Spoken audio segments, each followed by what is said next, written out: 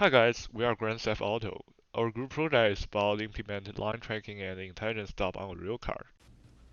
Autonomous driving is a very popular topic right now, and there are a lot of applications such as lane departure warning, driver attention monitoring, automated vehicle control, and emergency stop. And so in our project, we are going to focus on the last two of them. Our problem definition is how to use vision-based methods to extract and identify the lane features, such as pedestrians, stop signs, and lanes, to control our vehicles. In addition, we're going to use sensors like RealSense to fuse other sensing modalities to improve our perception algorithms. So the first major objective of this project is to perform lane detection and control. Concretely, our goal is to identify the lane using mounted fisheye camera at the center of the vehicle and pass lane information to the downstream controller. To achieve this, we are using off-the-shelf lane net deployed on TensorFlow to perform instance segmentation and binary segmentation. So concretely, what LaneNet is doing is basically it first has a shared encoder that extracts shared feature embedding, and then this shared feature embedding is passed to two decoders. So there are two branches of decoder. In the down decoder, we perform binary segmentation to distinguish between the road marker pixels, and non-road marker pixels. And then in the upper encoder, we upsample this shared feature map to get an embedding for each pixel. And then we use a dB scan to perform density-based clusterings of the embeddings of all the lane pixels. So what dB scan is doing is it basically first determines the core point based on the point density in the neighborhood region and then build a neighborhood graph. Then it will identify connected components in the neighborhood graph to perform clustering. So the advantage of dB scan is, of course, there is no need to specify the number of clusters like we need to do in k-means, and it is much more resistant to outliers and noise compared with k-means. So after using dB scan to cluster all the different instances of the lanes, we will then use RANSAC to perform fitting to get the concrete polynomial parameters for the lanes. Second major objective of this project is emergency stop. So concretely, we would like our vehicle to be able to stop in front of the pedestrians that are within a certain distance, say 5 meters from the vehicle. And we would like our vehicle to be able to stop in front of a stop sign and then restart after waiting for 3 seconds, which is required by the law. Concretely, to implement this pipeline, we first use off-the-shelf YOLO v5 to localize the object of interest.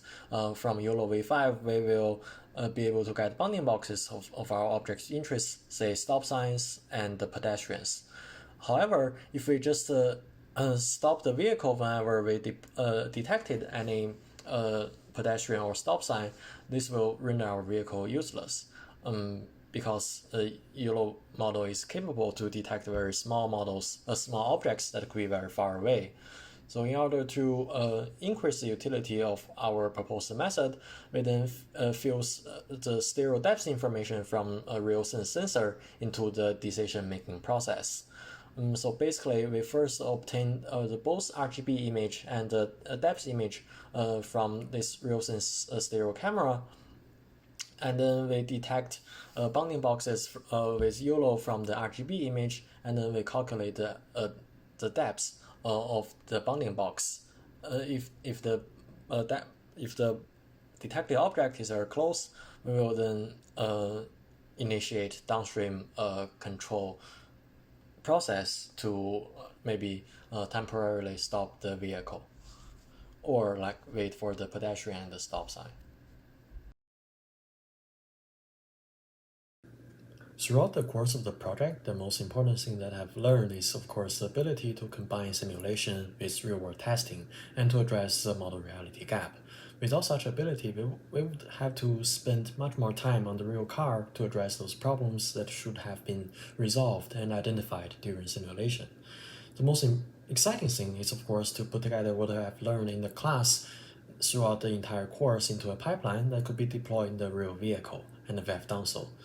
So the course truly taught me the core components of a safe and reliable autonomous driving system like perception, decision, planning, and vehicle control.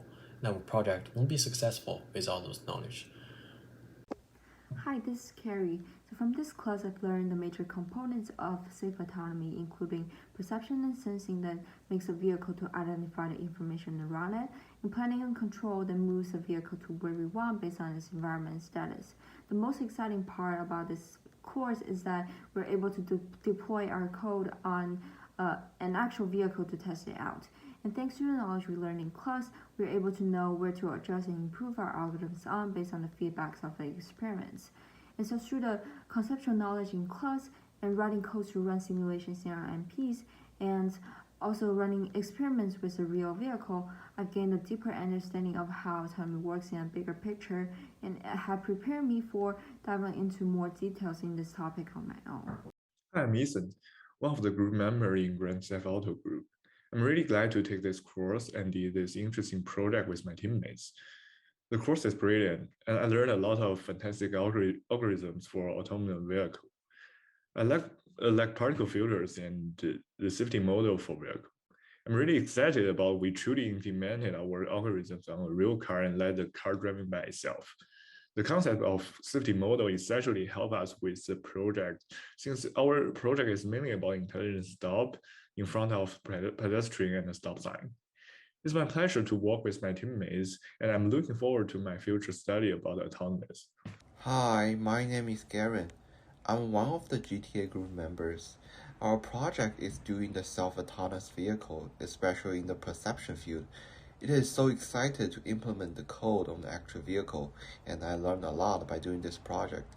When one source of information is not enough, it is important to use multiple different sensors to achieve the goal and improve the accuracy.